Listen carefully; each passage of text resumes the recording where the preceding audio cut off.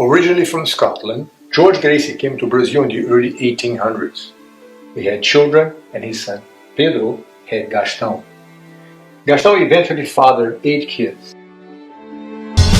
After several challenge matches in Brazil, Grandmaster Hélio Gracie found out that the best Japanese Jiu-Jitsu fighter ever, Masahiko Kimura, was going to be in Brazil. So my grandfather challenged him to a match. Kimura said, "Listen, Hélio, you're good, but not good enough to fight me. Instead, I'm going to have you fight the #2 Japanese Jiu-Jitsu fighter, a guy named Kato, and Kato will beat you just as easy as I would." My grandfather fought Kato and choked him out after 6 minutes. So with Kato rendered unconscious, the Japanese champ had no choice but to accept the challenge from my grandfather.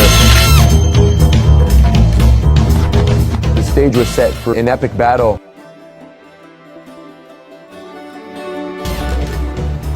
Kimura got my grandfather and he threw him every which way you can imagine, like a rag doll. He was just too strong.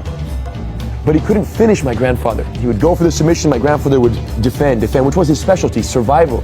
And 3 or 4 minutes into the second round, my grandfather, of course, now is getting more exhausted. Kimura finally was able to capture my grandfather in a shoulder lock, which now bears his name, the Kimura. And my grandfather, stubborn as he was, didn't want to tap out.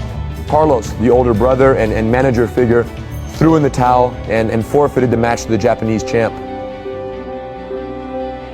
Speaking to my grandfather much later about the fight, I said, "Grandpa, what did you think going into the fight? What was your mindset?" He said, "Henry, I never expected to beat this Japanese champ.